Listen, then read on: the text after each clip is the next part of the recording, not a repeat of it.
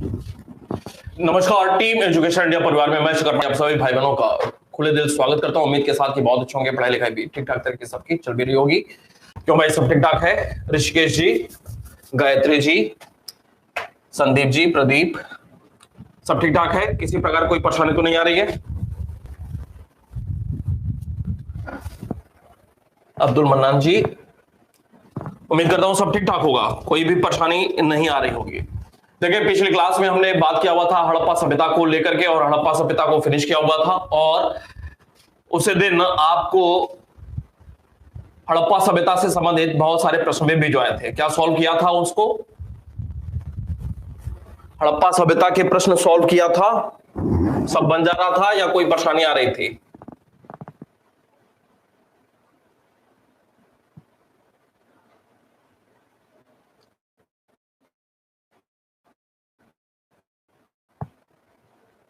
राधेश, ऋचा, पूर्णिमा जी, सब बन जा रहा था या कोई परेशानी आ रही थी? बताएंगे जरा जल्दी से। हड़प्पा सभ्यता के बहुत सारे प्रश्न भिजवाया हुआ था, क्या आराम से बन जा रहा है? आप लोगों ने सब देखा उसको? प्रश्न आएगा सीधे सीधे।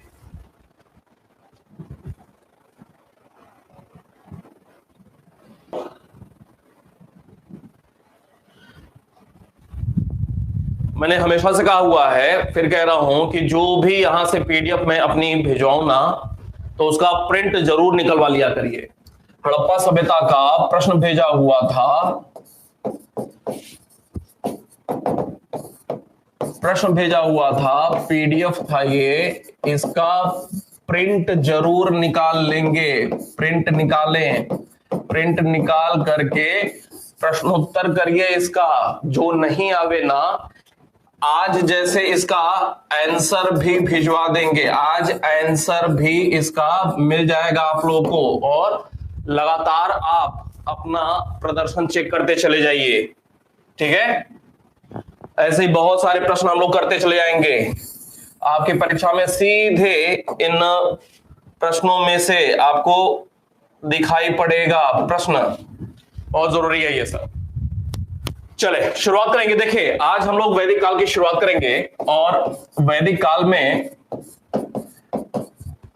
क्या कुछ बेसिक बातें हैं वहां से शुरुआत करते हैं। बिल्कुल ध्यान से समझने का प्रयास करिएगा इन सारी बातों को।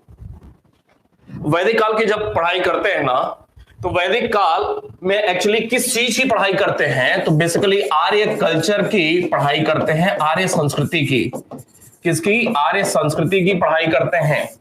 कहां के आर्य संस्कृति की पढ़ाई करते हैं? भारत में। भारत में आर्य संस्कृति की पढ़ाई करते हैं। और कौन से आर्य की? आर्य तो हम भी हैं, आर्य तो हम भी हैं। कौन से आर्य की?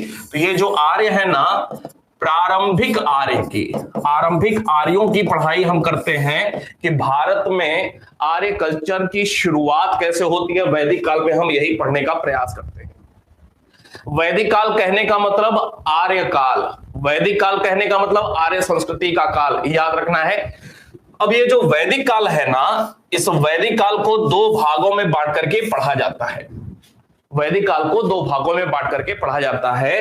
कौन कौन से वो दो भाग हैं? तो ये जो दो भाग हैं, इसमें पहला है पूर्व वैदिक काल और दूसरा है उत्तर वैदिक काल। पूर्व वैदिक काल और उत्तर वैदिक काल। ये जो पूर्व वैदिक काल है, क्योंकि पूर्व वैदिक काल की जानकारी का एकमात्र स्रोत क्या है? पूर्व वैदिक काल की जानकारी का एकमात्र स्रोत ऋग्वेद है। क्या है? ऋग्वेद है। पूर्व वैदिक काल की जानकारी का एकमात्र स्रोत ऋग्वेद है। इस वजह से पूर्व वैदिक काल को ही और क्या कहा जाता है? ऋग्वैदिक काल भी कहा जाता है। याद रहेगा, पूर्व वैदिक काल को ऋग्वैदिक काल भी कहा जाता है। अब यह प्रश्न बनेगा कि पूर्व वैदिक काल का समय क्या है? तो पूर्व वैदिक काल का जो समय है, वो समय ये शुरू हो रहा है 1500 ईसा पूर्व से लेकर के 1500 ईसा पूर्व से लेकर के 1000 ईसा पूर्व तक। 1000 ईसा पूर्व तक, 1500 ईसा पूर्व से 1000 ईसा पूर्व का समय काल पूर्व वैदिक काल का है, या इसे ही ऋग्वैदिक काल कहा जाता है। जबकि उत्तर वैदिक काल का जो समय है वो शुरू होता है 1000 ईसा पूर्व से लेकर के, ये बहुत ही प्रारंभिक बातें हैं, से लेकर के 600 ईसा पूर्व तक, ये उत्तर वैदिक काल का समय है। अर्थात ये जो ऊपर आपने देखा वैदिक काल, तो वैदिक काल का समय क्या से क्या हो जा रहा है, तो यह शुरू हो रहा है 1500 ईसा पूर्व से कहां तक, 600 ईसा पूर्व तक, 600 ईसा पूर्व तक का काल यह वैदिक काल के तौर पे जाना जाता है। क्लियर है जी। अब इसमें हम पढ़ाई करते हैं आर्यों की, किसकी, आर्यों की पढ़ाई करते हैं। कौन से आर्यों की, प्रारंभिक आर्यों की पढ़ाई करते हैं। अब यहां से प्रश्न बनना शुरू हुआ, ध्यान से देखते चले जाएगा, ये बातें समझने के लिए हैं। प्रश्न बनता है कि आर्य ये जो शब्द है, आर्य ये जो शब्द है, इस शब्द को लेकर के भी प्रश्न कई बार पूछा हुआ है परीक्षा में। पहला प्रश्न कि आर्यों का अर्थ क्या होता है, तो आर्य का जो अर्थ होता है वो होता है श्रेष्ठ, या इसी को कहते हैं विद्वान। महाभारत रामायण आपने देखा होगा, लगातार वहां पे एक दूसरे को हे आर्य पुत्र, हे आर्य, ऐसे ऐसे करके संबोधित किया गया है एक दूसरे को। आर्य का अर्थ होता है श्रेष्ठ या विद्वान। अब एक और प्रश्न बनता है कि आर्य ये जो शब्द है वो कितनी बार प्रयोग हुआ है, तो यह ऋग्वेद में, आर्य शब्द का प्रयोग ऋग्वेद में कुल 33 बार प्रयोग हुआ है। कितना, 33 बार प्रयोग हुआ है आर्य शब्द। आर्य को लेकर के कुछ और तथ्य कि आर्य क्या कोई जाति थी, तो उत्तर है नहीं, आर्य कोई जाति नहीं थी। तो फिर प्रश्न बनता है कि आर्य था क्या, तो आर्यों की जो पहचान है वो कोई जाति के रूप में नहीं बल्कि एक भाषाई वर्ग के रूप में होती है। आर्यों की पहचान एक भाषाई वर्ग के रूप में होती है, न कि किसी जाति के रूप में होती है। क्लियर है? आर्यों की पहचान एक जाति के रूप में नहीं होती है बल्कि एक भाषाई वर्ग के रूप में होती है। याद रहेगा, आर्यों की पहचान एक भाषाई वर्ग के रूप में होती है। कैसे भाषाई वर्ग के रूप में होती है? ये जो आर्यों की पहचान होती है एक भाषाई वर्ग के रूप में, तो ये कौन से भाषाई वर्ग के रूप में? तो ऐसे लोग जो भारोपीय वर्ग की भाषा, भारोपीय वर्ग की एक भाषा, कौन सी भाषा? एक भाषा संस्कृत का प्रयोग करते थे, संस्कृत का प्रयोग करते थे, उन्हें आर्य कहा गया है। प्रश्न क्या क्या बनेगा? तो प्रश्न बनेगा कि संस्कृत का प्रयोग कौन से लोग करते थे? आर्य लोग करते थे। आर्य लोग कौन सी भाषा का प्रयोग करते थे? संस्कृत का प्रयोग करते थे। एक बात, संस्कृत किस वर्ग की भाषा है? भारोपीय वर्ग की भाषा है। भारोपीय का मतलब ऐसा वर्ग जो कि भारत के साथ साथ यूरोप में भी यूज हो रहा है, भारत के साथ साथ यूरोप में भी यूज हो रहा है। यूरोप की तमाम ऐसी भाषाएं हैं जिनमें संस्कृत से मिलते जुलते शब्द देखने को मिलते हैं, और संस्कृत से मिलते जुलते तमाम जो भाषाएं हैं उनको भारोपीय वर्ग की भाषा का दर्जा प्राप्त है। तो भारोपीय अर्थात भारत प्लस यूरोपीय वर्ग की ही एक भाषा संस्कृत भी है। तो अभी तक क्या हमने देखा कि आर्य का अर्थ क्या होता है? तो आर्य का अर्थ होता है श्रेष्ठ या विद्वान। एक प्रश्न लगातार पूछा हुआ है। दूसरी बात कि ऋग्वेद में कुल कितनी बार? तो 33 बार आर्य शब्द का प्रयोग हुआ है। क्या आर्यों की पहचान किसी जाति के रूप में होती है? तो उत्तर है नहीं, आर्यों की पहचान किसी जाति के रूप में नहीं होती है। तो आर्यों की पहचान किस रूप में होती है? एक भाषाई वर्ग के रूप में होती है। कैसा भाषाई वर्ग? जो भारोपीय वर्ग की एक भाषा, कौन सी भाषा? संस्कृत का प्रयोग करते थे। संस्कृत का प्रयोग करते थे। क्लियर है भाई, आगे बढ़े। भारोपीय वर्ग की एक भाषा संस्कृत का प्रयोग करते थे। आगे बढ़ते हैं। अब ये जो आर्य हैं, अगली महत्वपूर्ण बात, आर्य कहां के रहने वाले थे, अर्थात आर्यों का मूल निवास स्थान एक मुद्दा बनता है। मूल निवास स्थान, इसको लेकर के बहुत विवाद देखने को मिलता है। विवाद, क्यों विवाद देखने को मिलता है? क्योंकि तमाम जानकार जो है इतिहास के या पुरातत्व के, उनमें से बहुत सारे लोग कहते हैं कि आर्य भारत के नहीं थे, आर्य यूरोप के लोग थे। कुछ भारत को बताते हैं कि आर्यों का मूल निवास स्थान भारत में ही था। कुछ लोग कहते हैं यह लोग यूरोप के थे, कुछ लोग कहते हैं ये लोग दक्षिण रूस के रहने वाले थे, कुछ लोग कहते हैं उत्तरी ध्रुव के रहने वाले थे, कुछ लोग कहते हैं कि तिब्बत के रहने वाले थे। अर्थात आर्यों के मूल निवास स्थान को लेकर के विवाद बनता है। कोई एक मत देखने को नहीं मिलता है, कोई एक मत या विचार देखने को नहीं मिलता है, विचार नहीं। ऐसे में यह समस्या खड़ी आती है कि आर्य वस्तुतः रहने वाले मूल रूप से कहां के थे। इस बात को लेकर के बहुत बड़ी समस्या देखने को मिलती है। अलग अलग लोगों के अलग अलग विचार देखने को मिलते हैं, विभिन्न विचार प्रस्तुत किए गए हैं। विभिन्न विचार, जैसे कौन कौन से विभिन्न विचार हैं? तो विभिन्न विचारों में जैसे कुछ लोग हैं वो ये कहते हैं कि आर्य यूरोप के रहने वाले थे। कुछ लोग हैं जो कि यह कहते हैं कि ये लोग मध्य एशिया के रहने वाले थे। कुछ लोग हैं जो कि यह कहते हैं कि ये दक्षिणी रूस के रहने वाले थे। कुछ ऐसे जानकार हैं जो कि यह कहते हैं कि ये लोग भारत के रहने वाले थे। कुछ लोग हैं जो कि यह कहते हैं कि ये लोग तिब्बत के रहने वाले थे। कुछ लोग हैं जो कि यह कहते हैं कि ये लोग न भारत के न तिब्बत के बल्कि उत्तरी ध्रुव के रहने वाले थे। उत्तरी ध्रुव, या इसी को कहते हैं आर्कटिक क्षेत्र। आर्कटिक क्षेत्र आप जानते होंगे, भूगोल में पढ़ा होगा। अलग अलग लोगों के अलग अलग विचार इस संदर्भ में देखने को मिलते हैं। अब प्रश्न बनता है कि आर्य बेसिकली यूरोप के रहने वाले थे, ये कौन से लोग हैं जो कि यह बात कहते हैं? तो यूरोप के रहने वाले थे। इस संदर्भ में एक नाम, बहुत ही पॉपुलर नाम आता है विलियम जोन्स का। इसका विलियम जोन्स का नाम आता है, विलियम जोन्स। ये विलियम जोन्स ब्रिटिश थे।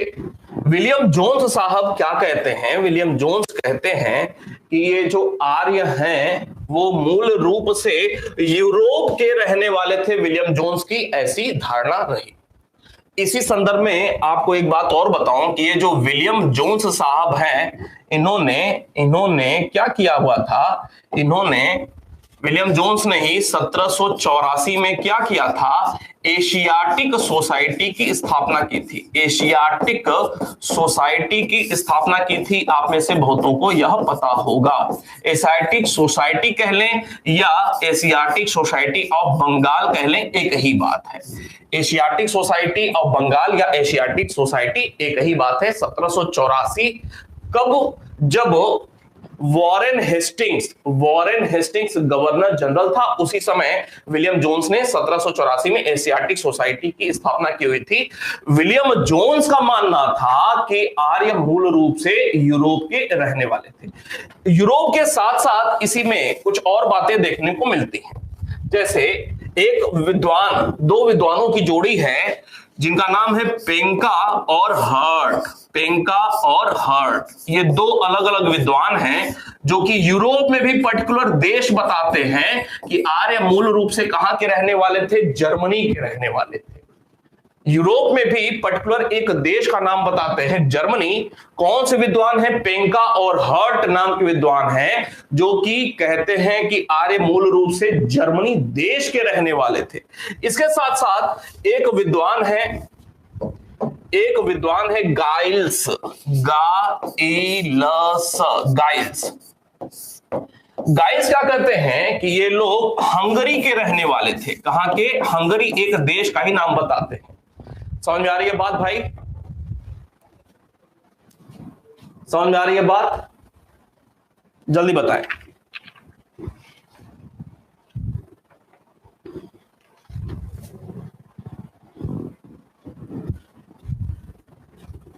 चले, इसी में एक और नाम नेहरिंग का आता है। गाइस, नेहरिंग का नाम आता है, जो कि ये बताते हैं, नेहरिंग जो कि यह बताते हैं कि ये लोग जो हैं दक्षिण रूस के रहने वाले थे। या नेहरिंग के साथ साथ एक नाम और गाइल्ड का, गॉर्डन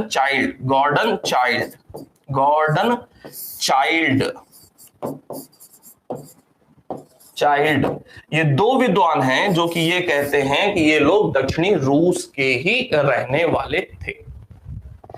तो ये यूरोप के संदर्भ में कुछ बातें हुई। अब बात करेंगे मध्य एशिया के संदर्भ में। मध्य एशिया, तो मध्य एशिया के संदर्भ में आर्य मूल रूप से मध्य एशिया के रहने वाले थे। तो मध्य एशिया के संदर्भ में कौन से विद्वान हैं, क्या कहते हैं? इसमें एक बहुत ही महत्वपूर्ण नाम आता है मेयर और प्रीक का। मेयर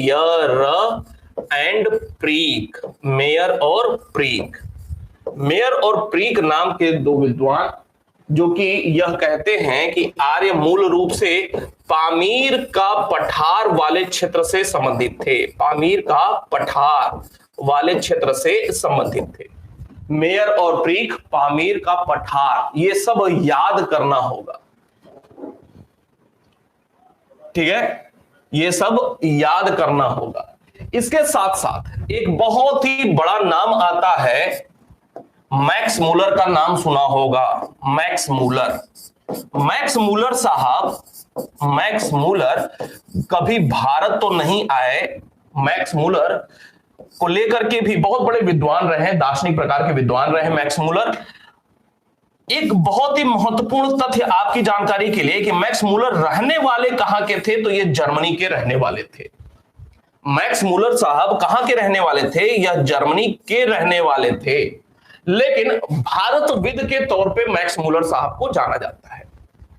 मैक्स मूलर नाम आपने सुना होगा, जर्मनी के रहने वाले थे, भारत कभी नहीं आए, लेकिन भारत के विषय में बहुत कुछ बातें जानते थे, समझते थे, और इन्होंने भारत के लिए बहुत कुछ लिखा भी था। इसी प्रक्रिया में इनको भारतविद की संज्ञा दी गई है, अर्थात भारत के अच्छे जानकार। मैक्स मूलर ये जो व्यक्ति हैं, मैक्स मूलर ने खुले तौर पे कहा हुआ था कि कहीं नहीं, न दक्षिणी रूस, न भारत, न तिब्बत, उत्तरी ध्रुव कहीं नहीं, यूरोप कहीं नहीं, मध्य एशिया के रहने वाले लोग थे। मध्य एशिया एक बड़ा सा एरिया है, उस बड़े से एरिया के अंतर्गत ही पामीर का पठार भी आता है, और इवन दक्षिणी रूस भी उसी में शामिल किया जाता है। दक्षिणी रूस भी उसी में शामिल किया जाता है। तो बहुत बड़ा सा एरिया मध्य एशिया। और जिस समय काल की यह बात हो रही है, चरागाह बहुत ज्यादा था। चरागाह मतलब हरी हरी घासों वाला वो एरिया कभी हुआ करता था, बहुत पहले की बात है। तो मैक्स मूलर ने कहा कि आर्य मूल रूप से मध्य एशिया के रहने वाले थे।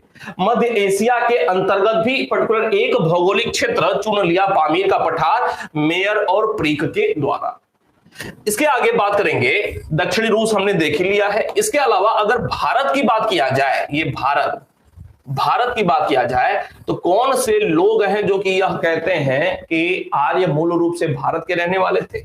इसमें शुद्ध रूप से नाम आते हैं, देसी नाम देखने को मिलते हैं, अविनाश चंद्र। अब ये प्रश्न कभी नहीं पूछा हुआ है, न पूछा जाएगा कि कौन कौन से लोग भारत के विषय में कहते हैं, क्योंकि शुद्ध रूप से देसी नाम है, आप आराम से उसको समझ सकते हैं। गंगानाथ झा,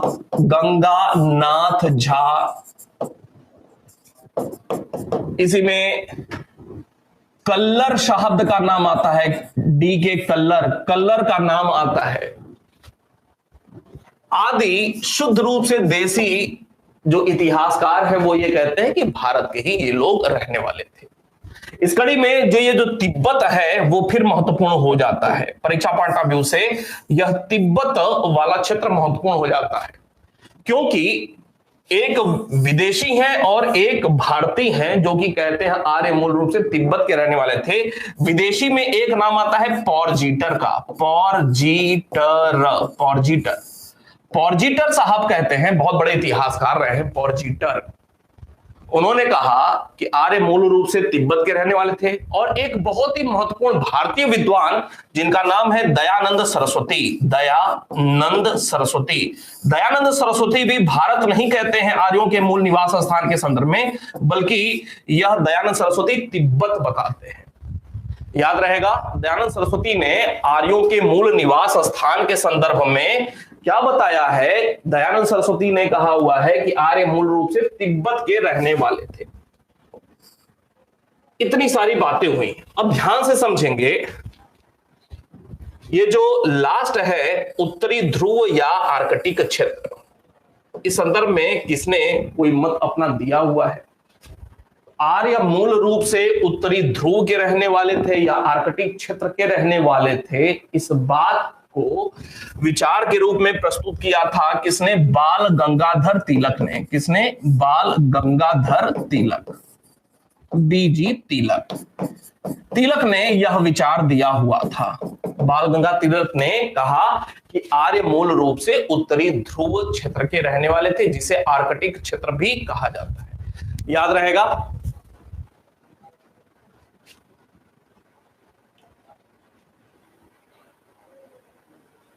जी ध्रुव जी, ठीक है।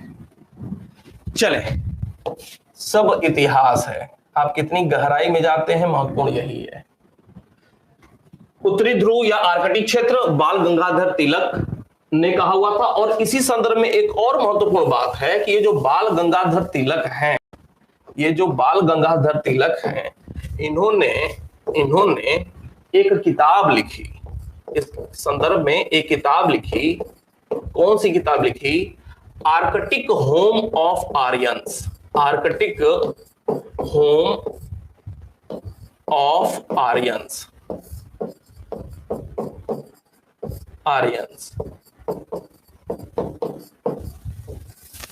ये किताब इन्होंने लिखी बाल गंगाधर तिलक ने, जिसमें इस बात को पुष्ट किया है अपने रिसर्च के आधार पे कि आर्य मूल रूप से उत्तरी ध्रुव या आर्कटिक क्षेत्र के रहने वाले थे।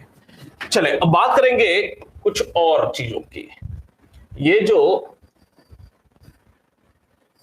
आगे बढ़े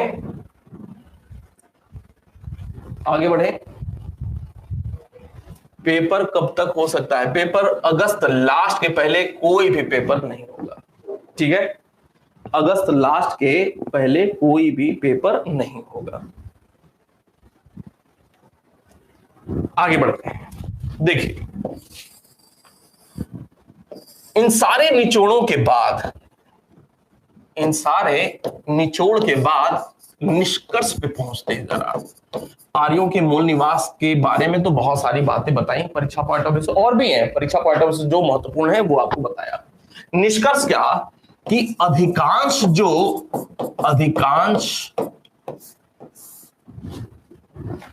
विद्वान क्या कहते हैं? अधिकांश विद्वान इस बात का समर्थन करते हैं कि आर्य यूरोप के रहने वाले थे। आर्य यूरोप के, और यूरोप में भी क्या? जर्मनी। आर्य यूरोप के रहने वाले थे, यही बात अधिकांश लोगों ने कहा हुआ है। तो निष्कर्ष के रूप में एक बात आप याद रखेंगे कि आर्य का मूल निवास स्थान यूरोप में ही था, और अधिकांश लोग समर्थन यूरोप में भी जर्मनी का करते हैं। अधिकांश लोग करते हैं तो एक कंक्लूजन सा निकल करके आता है। अब बात समझें कि अगर आर्यों का मूल निवास स्थान यूरोप था तो भारत ये लोग कैसे आते हैं? अगर यही मान लिया जाए तो ये लोग भारत कैसे आते हैं, इसके पीछे की पृष्ठभूमि देखते हैं। तो आर्य मूल रूप से अगर यूरोप के थे तो एक बहुत ही महत्वपूर्ण बात है कि ये जो आर्य है ना, आर्य कोई जाति तो है नहीं, आर्य कोई जाति नहीं है, तो आर्य क्या है? आर्य एक भाषाई वर्ग है। आर्यों की पहचान एक भाषाई वर्ग के रूप में होती है। और एक और महत्वपूर्ण बात कि आर्यों की कोई एक ही शाखा नहीं थी, कोई एक शाखा नहीं थी, बल्कि आर्य जो हैं वो कई शाखाओं में बटे हुए थे, कई शाखा में बटे हुए थे। बहुत ही महत्वपूर्ण तथ्य है ये, कई शाखा में बटे हुए थे। ऐसा नहीं कि बस एक ही साथ बहुत सारे परिवारों का ग्रुप एक ही साथ जिधर इच्छा हुआ उधर निकल लिए, ऐसा नहीं था। आर्य बहुत सारे ग्रुप्स में थे, बहुत सारे टोलियां में थे, समूह में थे। और समय के साथ अगर यूरोप मान लिया जाए तो समय के साथ ये लोग क्या करते हैं, समय के साथ प्रवासन देखने को मिलता है। समय के साथ आर्यों का प्रवासन हुआ, आर्यों का माइग्रेशन हुआ या फिर इन्हीं को कह ले प्रवासन हुआ। और इसी में से प्रवासन के दौरान ही आर्यों की कुछ शाखा क्या हुई, कुछ शाखाएं ईरान अफगानिस्तान के रास्ते कहां पहुंचती हैं? ईरान अफगानिस्तान के रास्ते पश्चिमोत्तर भारत में पहुंचती हैं। पश्चिमोत्तर भारत में आगमन हुआ इनका। पश्चिमोत्तर भारत में जो आगमन हो रहा है तो इसको लेकर के भी प्रश्न बनता है। पश्चिमोत्तर भारत में जब पहली बार भारत में इनका आगमन होता है तो पश्चिमोत्तर भारत में इनका आगमन सबसे पहले कब होता है? तो यह 1500 ईसा पूर्व के लगभग इनका आगमन होता है। और किस क्षेत्र में, पश्चिमोत्तर भारत तो बहुत बड़ा सा क्षेत्र है, तो किस क्षेत्र में इनका आगमन होता है? तो इनका जो आगमन होता है वो होता है सप्त सैंधव क्षेत्र में। अगर कभी परीक्षा में यह प्रश्न पूछा गया कि भारत में आर्यों का आगमन सर्वप्रथम किस क्षेत्र में हुआ? सप्त सैंधव क्षेत्र में हुआ। कब आगमन हुआ, किस समय काल में? तो 1500 ईसा पूर्व में आगमन हुआ। क्लियर है?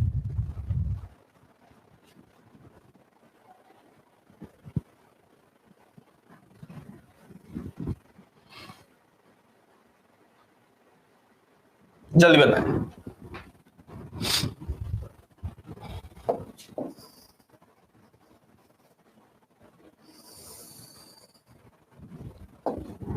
आगे बढ़े।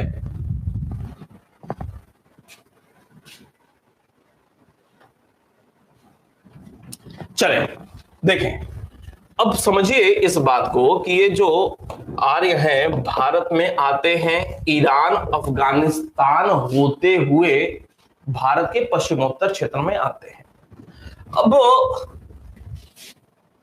बहुत ही महत्वपूर्ण बात है, समझिएगा। आपको बताया पूर्व वैदिक काल, इस बात को समझ लीजिए, बहुत ही महत्वपूर्ण है।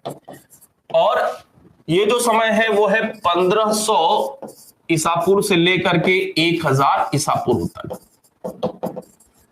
और दूसरा आपको बताया उत्तर वैदिक काल, और ये जो समय है ये शुरू होता है 1000 ईसा पूर्व से कब तक? 600 ईसा पूर्व तक। अगर 1500 ईसा पूर्व में, बिल्कुल ध्यान से देखिए,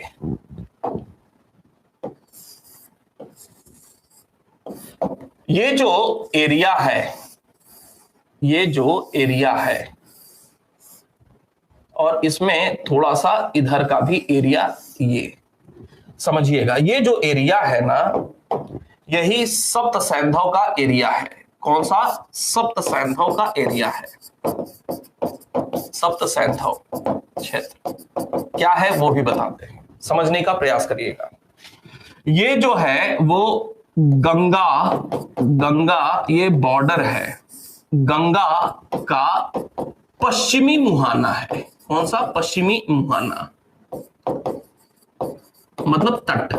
गंगा ये नदी है, मान लीजिए ये गंगा नदी है, ये गंगा है, तो ये पूर्वी हो गया, पूर्वी तट हो गया, ये पश्चिमी तट हो गया।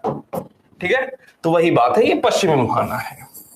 और ये जो है ये है अफगानिस्तान, अफगानिस्तान का बॉर्डर है। अब प्रश्न बनता है, समझिएगा, कि सप्त सिंधु क्षेत्र में भारत में इनका प्रवेश होता है ऋग्वैदिक काल में। कौन से समय काल में? 1500 ईसा पूर्व में। भारत में सबसे पहले आर्य प्रवेश करते हैं 1500 ईसा पूर्व में। क्षेत्र है सप्त सिंधु क्षेत्र। सप्त सिंधु क्षेत्र को लेकर के दो प्रकार के प्रश्न बने हुए हैं। आप एक ही जानते होंगे, मैं दो बातें बता रहा हूं। सप्त सिंधु क्षेत्र का विस्तार, सप्त सिंधु क्षेत्र का ये जो विस्तार है, दो प्रकार के प्रश्न बनते हैं। विस्तार कहां से कहां तक है, और सप्त सिंधु क्षेत्र का केंद्र क्या है, ये दो प्रकार के प्रश्न बनते हैं। तो सप्त सिंधु क्षेत्र का केंद्र क्या है? यह है पंजाब का क्षेत्र। कौन सा? पंजाब।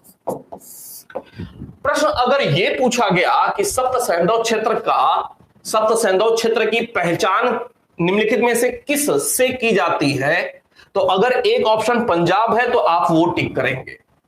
सप्त सिंधु क्षेत्र की पहचान निम्नलिखित में से किस क्षेत्र से की जाती है? अगर ऑप्शन है पंजाब तो पंजाब टिक करेंगे, बिल्कुल सही है। ये जो एरिया है, ये जो एरिया है बीच का, ये वाला, यही पंजाब है, सप्त सिंधु क्षेत्र वाला, यही पंजाब है मुख्य केंद्र सप्त सिंधु क्षेत्र का, ये जो हम देख रहे हैं पंजाब। लेकिन अगर विस्तार पूछा गया सप्त सिंधु क्षेत्र का, तो इसका उत्तर थोड़ा सा दूसरा होगा। इसका उत्तर क्या होगा? तो इसका उत्तर जो होगा वो होगा विस्तार अफगानिस्तान से लेकर के कहां तक? इसका विस्तार जो हो रहा है कहां तक हो रहा है? गंगा का पश्चिमी मुहाना, गंगा के पश्चिमी तट तक इसका विस्तार देखने को मिलता है। क्यों, वो भी बताते हैं। विस्तार कहां तक? अफगानिस्तान से लेकर के पश्चिमी तट तक। ये दो प्रकार के प्रश्न बनेंगे, तट तक। ये वाला प्रश्न तो अभी तक कई बार पूछा हुआ है, लेकिन ये जो बात बताने जा रहा हूं, इक्का दुक्का बार बहुत बड़ी परीक्षाओं में पूछा हुआ है, छोटी परीक्षाओं में आज तक नहीं पूछा हुआ है, लेकिन आने वाले दिनों में यह प्रश्न बनेगा, ध्यान रखना जरूरी है। ये जो आपने देखा सप्त सिंधु क्षेत्र, विस्तार अफगानिस्तान लेकर के गंगा के पश्चिमी तट तक, इसका मुख्य केंद्र क्या था? तो ये मुख्य केंद्र था पंजाब का एरिया। अब ये जो सप्त सिंधु क्षेत्र है, इसमें बेसिकली अब समझिए कि भारत में आर्यों का जो प्रवेश हो रहा है, वो प्रवेश कब हो रहा है? ये ईरान हो गया, इधर यूरोप हो गया, यूरोप से ये लोग माइग्रेट किए, ईरान पहुंचे, ईरान से होते हुए ये लोग अफगानिस्तान के रास्ते भारत के पश्चिमोत्तर क्षेत्र में प्रवेश करते हैं। ईरान से होते हुए अफगानिस्तान और अफगानिस्तान से होते हुए भारत के पश्चिमोत्तर क्षेत्र में प्रवेश करते हैं। ये जो पश्चिमोत्तर क्षेत्र है, पश्चिमोत्तर क्षेत्र, इस पश्चिमोत्तर क्षेत्र का विस्तार कहां से कहां तक? अफगानिस्तान से लेकर के गंगा के पश्चिमी मुहाने तक, आर्यों के संदर्भ में बात हो रही है। इसका मुख्य केंद्र क्या था सप्त सिंधु क्षेत्र का? वो पंजाब था।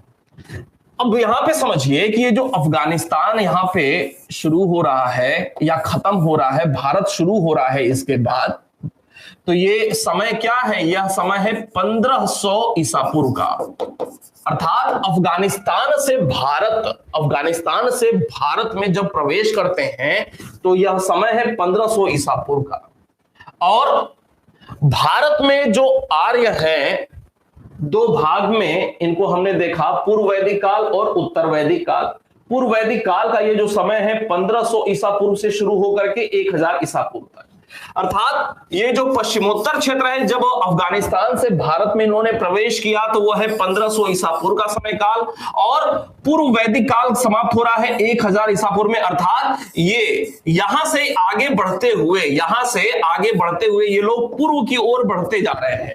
आर्य लोग पूर्व की ओर बढ़ते जा रहे हैं और गंगा के पश्चिमी तट तक पहुंचते पहुंचते ये जो समय हो रहा है वो 1000 ईसा पूर्व तक का हो रहा है। कौन सा भाई? 1000 ईसा पूर्व तक समय आते आते आर्य लोग पश्चिम से पूर्व की ओर बढ़ते हुए गंगा के पश्चिमी तट तक पहुंच जाते हैं। कब तक? 1000 ईसा पूर्व तक। अर्थात लगभग 500 वर्षों में, लगभग 500, 1500 ईसा पूर्व से 1000 ईसा पूर्व, लगभग 500 वर्षों में आर्य अफगानिस्तान से भारत में प्रवेश करते हैं और अगले 500 वर्षों में धीरे धीरे आगे बढ़ते बढ़ते गंगा के पश्चिमी मुहाने तक पहुंच जाते हैं। अब इसके बाद क्या हुआ वो देखिए।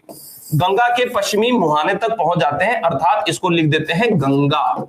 ठीक है, पूर्व वैदिक काल का यह समय था। पूर्व वैदिक काल का समय समाप्त होता है। इसके बाद अब क्या होता है? इसके बाद ये लोग धीरे धीरे और आगे बढ़ते चले जाते हैं, और आगे बढ़ते चले जाते हैं, और आगे बढ़ते चले जाते हैं। क्यों बढ़ते चले जाते हैं वो भी बताते हैं। ये लोग आगे बढ़ते चले गए, आगे बढ़ रहे हैं, मतलब अब 1000 ईसा पूर्व से और आगे बढ़ते हुए ये लोग 1000 ईसा पूर्व से आगे बढ़ते हुए लोग अब 600 ईसा पूर्व तक के समय तक की बात करते हैं। 600 ईसा पूर्व तक के समय की बात करते हैं। ये जो 1500 से 1000 ईसा पूर्व तक का समय काल था, तो अफगानिस्तान के पूर्वी सीमा से लेकर के गंगा के पश्चिमी तट तक इनका विस्तार या प्रसार देखने को मिलता है आर्यों का। और इसके बाद आर्य और आगे बढ़ते हैं और बढ़ते बढ़ते ये बढ़ते बढ़ते पूरा उत्तर भारत ये कवर कर लेते हैं।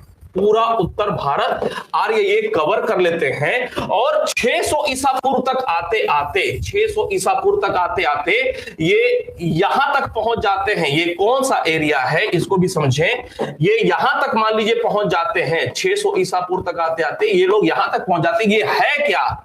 तो ये पश्चिमी बिहार का एरिया पहुंचता है। पश्चिमी बिहार में ये कौन सी नदी है? यह है गंडक नदी। गंडक नदी को और क्या कहा जाता है, या ऋग्वेद में क्या कहा गया है? गंडक नदी को ऋग्वेद में सदा नीरा कहा गया है। अर्थात अब बात को कंक्लूजन पे ले चलते हैं। भारत में आर्यों का जो प्रवेश हो रहा है 1500 ईसा पूर्व में, बात क्लियर है? हाँ बोलते रहे। भारत में आर्यों का प्रवेश हो रहा है, जल्दी जल्दी हाँ लिखते रहे, मैं समझ जाऊं कि आप समझ में आ रही है बातें आपके।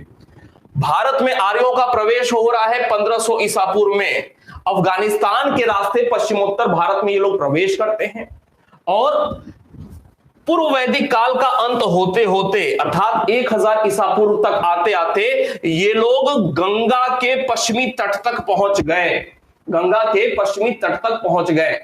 फिर भी आगे बढ़ने का इनका सिलसिला जारी है और 1000 ईसा पूर्व से आगे 600 ईसा पूर्व तक अर्थात उत्तर वैदिक काल समाप्त होते ये लोग अब गंगा को पार करते हैं और पूर्व की ओर आगे बढ़ते रहते हैं और उत्तर वैदिक काल का अंत होते होते अर्थात 600 ईसा पूर्व तक आते आते ये लोग यहां तक पहुंच गए। ये कौन सा एरिया है? ये पश्चिमी बिहार का एरिया है। अर्थात गंडक नदी ये बह रही है, गंडक नदी ये बह रही है और गंडक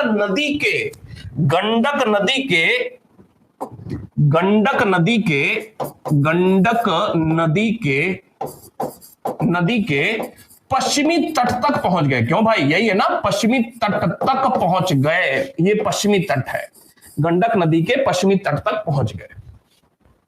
क्लियर है? आर्यों का ये फैलाव रहा, आर्यों का ये फैलाव पूर्व वैदिक काल में और उत्तर वैदिक काल में। अब इस बात को और समझिए और आगे बढ़ाते हैं इस बात को। ये पूरा आपका दिमाग केंद्रित हो जाए आर्यों के प्रसार को लेकर के। अब यहां पे हमने देखा कि ये जो सप्त सैंधव का एरिया था, सप्त सैंधव का एरिया दिखाई दिया। सप्त सैंधव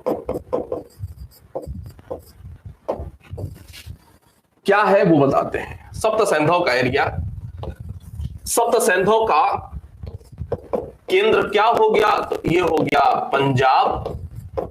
सप्त सैंधव का मतलब क्या हुआ? तो सप्त सैंधव का मतलब हुआ सिंधु प्लस सरस्वती, सिंधु प्लस सरस्वती, और सिंधु की 5 सहायक नदी, 5 सहायक नदी, 5 सहायक नदी।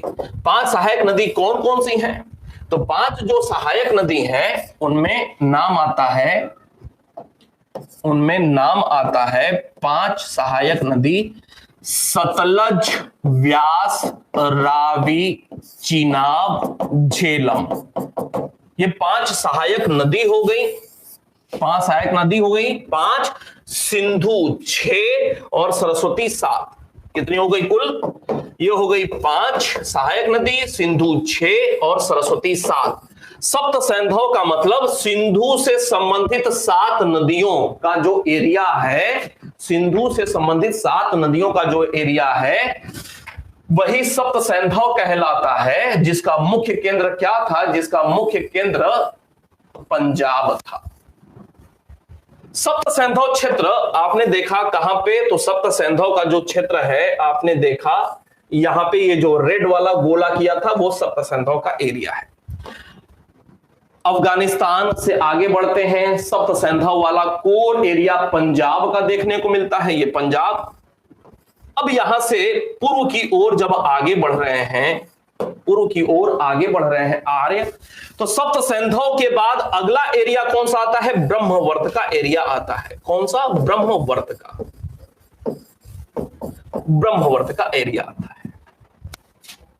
ब्रह्मवर्त सप्त सैंधव का मतलब सिंधु, सरस्वती और 7, ये 5 सहायक नदियां सप्त सैंधव हो गया।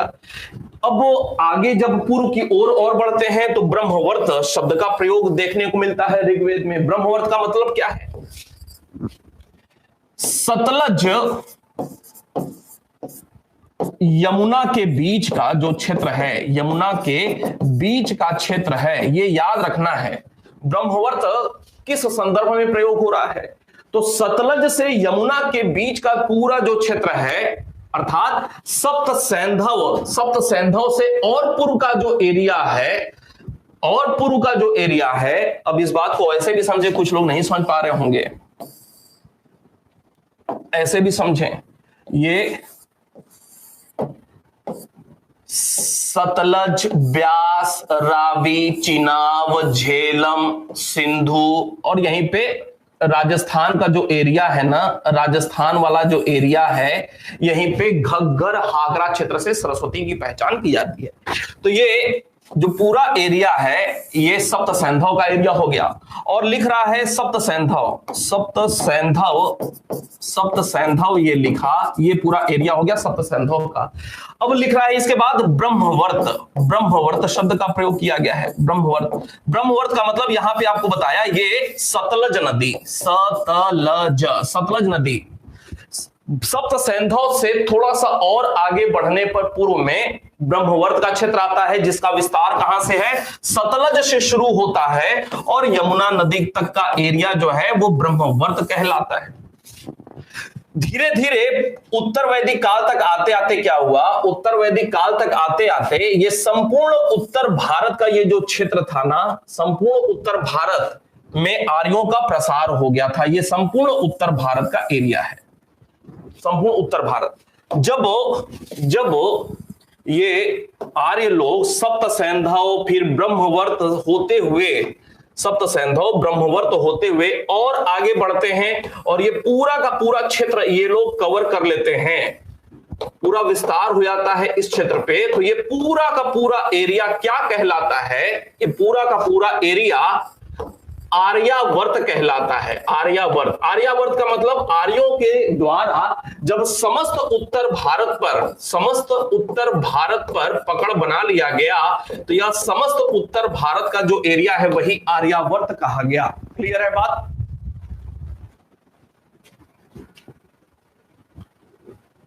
समस्त उत्तर भारत पे जब पकड़ बन गया तो इसी को कहा गया, इसी को कहा गया आर्यावर्त। क्लियर है ये? अब प्रश्न देखिए, प्रश्न क्या क्या बनेगा यहां पे समझिए। प्रश्न यहां पे बहुत सारा छुपा हुआ था, अब आप समझ रहे होंगे। आपको बताया भारत में आर्यों का प्रवेश होता है, अफगानिस्तान से भारत में प्रवेश होता है 1500 ईसा पूर्व में। और भारत में जब आर्यों का प्रवेश होता है तो वो एरिया, प्रारंभिक एरिया सप्त सैंधव क्षेत्र के संदर्भ में जाना जाता है। सप्त सैंधव क्षेत्र को दो भागों में बांट करके समझा जा सकता है, दो अर्थ में इसको समझा जा सकता है। सप्त सैंधव क्षेत्र का केंद्रीय स्थल क्या है? पंजाब है, क्योंकि पंजाब क्षेत्र में ही 5 सहायक नदियां सिंधु और सरस्वती बह रही हैं। और विस्तार देखा जाए लेकिन तो जब भारत में 1500 ईसा पूर्व में एंट्री हो रही है आर्यों की, वहां से लेकर के और पूर्व वैदिक काल का अंत होते होते अर्थात 1000 ईसा पूर्व तक जहां तक आर्य पूर्व में पहुंच पाए थे, कहां तक? गंगा के पश्चिमी तट तक पहुंच पाए थे। तो अफगानिस्तान से लेकर के गंगा के पश्चिमी तट अर्थात पूर्व वैदिक काल का जो एरिया है ना, पूर्व वैदिक काल का जो समय है, 1500 में अफगानिस्तान में प्रवेश और 1000 ईसा पूर्व में 1000 ईसा पूर्व में पूर्व वैदिक काल समाप्त हो रहा और 1000 ईसा पूर्व तक ये लोग गंगा के पश्चिमी तट तक पहुंचे थे। तो वही लिखा हुआ है पूर्व वैदिक काल में इनका प्रसार कहां पर था? अफगानिस्तान से लेकर के पश्चिमी तट तक। इस संदर्भ में भी प्रश्न पूछा जा सकता है और 2 बार बड़ी परीक्षाओं में पूछा हुआ है। आने वाले दिनों में ये वाला याद रखना है, नहीं तो ये तो कई बार पूछा हुआ है। इसके बाद उत्तर वैदिक काल की शुरुआत होती है 1000 ईसा पूर्व से 600 ईसा पूर्व तक का समय काल उत्तर वैदिक काल। अब प्रश्न अगर बने कि उत्तर वैदिक काल का अंत होते होते आर्य कहां तक पहुंच गए थे उत्तर भारत में? तो उत्तर भारत में पश्चिमी बिहार तक पहुंच गए थे। पश्चिमी बिहार में कौन सी नदी तक? गंडक नदी तक, सदानीरा नदी तक। अर्थात उत्तर वैदिक काल में आर्यों की सीमा क्या थी? आर्यों की सीमा, तो उत्तर वैदिक काल में आर्यों की सीमा गंडक नदी थी, जिसको ऋग्वेद में या अन्य दूसरे वेद में सदानीरा कहा गया है। गंडक को ही सदानीरा कहा गया। तो गंडक हो चाहे सदानीरा हो, उत्तर वैदिक काल में आर्यों की सीमा गंडक या सदानीरा नदी तक। इसी संदर्भ में आपने सुना होगा एक शब्द व्रात्य शब्द। व्रात्य का मतलब क्या है? निम्न कोटि के, निम्न कोटि। चूंकि उत्तर वैदिक काल का अंत होते होते आर्य गंडक नदी तक पहुंच गए हैं, लेकिन ये जो गंडक नदी के पूर्व में ये एक एरिया, गंडक नदी के पूर्व में ये एक एरिया और ये एक एरिया, ये क्या है? एक है अंग का एरिया है और एक है मगध का एरिया। अंग और मगध का एरिया है। उत्तर वैदिक काल तक आर्य सदानीरा नदी तक पहुंच गए, लेकिन अंग और मगध का जो एरिया है वो सदानीरा नदी के और पूर्व में है। अर्थात उत्तर वैदिक काल का अंत होते होते, फिर से उत्तर वैदिक काल का अंत होते होते आर्य कल्चर की पहुंच, उत्तर वैदिक काल का अंत होते होते आर्य संस्कृति की पहुंच अंग और मगध क्षेत्र में नहीं हो पाई थी। अर्थात अंग और मगध का जो क्षेत्र था वो आर्य संस्कृति से अछूता रह गया था। आर्य संस्कृति यहां तक पहुंच नहीं पाई थी। इसी संदर्भ में अंग और मगध के लिए किस एक शब्द का प्रयोग अथर्ववेद में देखने को मिलता है? व्रात्य शब्द का प्रयोग देखने को मिलता है। अर्थात निम्न कोटि के। निम्न कोटि क्यों? क्योंकि वैदिक कल्चर का प्रभाव यहां पे नहीं देखने को मिलता है, प्रसार नहीं देखने को मिलता है। इस वजह से व्रात्य शब्द का प्रयोग किसके लिए हुआ है? अंग के लिए हुआ है और मगध के लिए हुआ है। क्लियर है बात?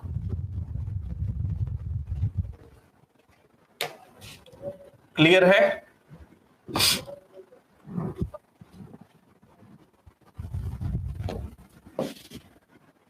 उम्मीद करता हूं ये सारी बेसिक बातें अब आपके दिमाग में बन गई होंगी और कल से फिर इस पे हम लोग तथ्यात्मक मुद्दों पे बात करना फिर शुरू करेंगे। पूर्व वैदिक काल तक कहां पे ये लोग पहुंच गए थे ये याद रखना है। फिर पूर्व वैदिक काल तक आर्यों की सीमा गंगा के पश्चिमी तट तक। उत्तर वैदिक काल तक इनकी सीमा कहां? सदानीरा अर्थात गंडक नदी तक इनकी सीमा। ठीक है, अब क्या क्या बीच में हुआ दो टुकड़ों में बांट करके हमें देखना है। पूर्व वैदिक काल में क्या कल्चरल था, उत्तर वैदिक काल में क्या इनकी गतिविधि थी, ये देखने की जरूरत है। ठीक है, मिले फिर।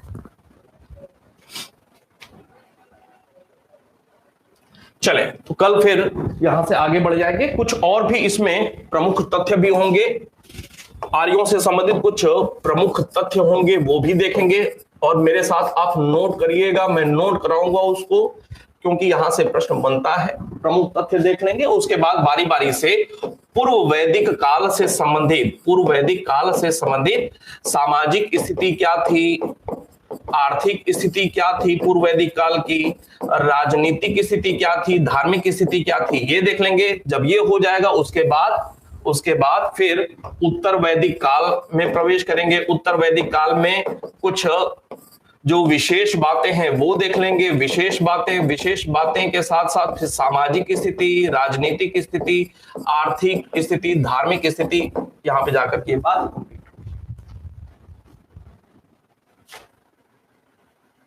ठीक है, मिलते हैं फिर कल, कोई और बात होगी कमेंट सेक्शन में लिखिएगा। धन्यवाद।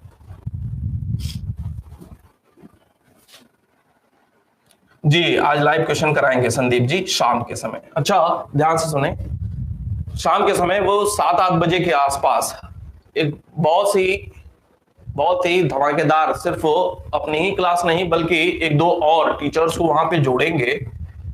संभवतः आपको पर्यावरण पारिस्थितिकी को लेकर के आशीष सर मिलेंगे, एक्सप्लेनेशन के साथ बहुत सारा आपका रिवीजन कराएंगे पर्यावरण को लेकर के। रमेश सर मेरे साथ हो सकते हैं आज, और मेरी क्लास होगी शाम के समय।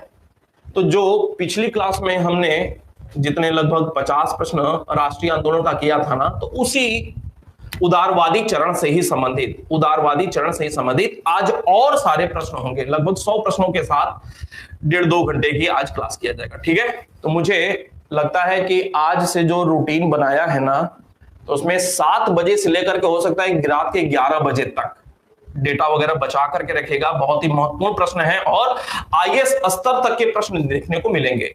सतही स्तर से लेकर के आईएएस स्तर तक, तो कम से कम 4 घंटे के लिए डेटा बचा करके रखेगा। ताजा रहता है तो प्रश्नोत्तर करने में अच्छा रहता है। ठीक है,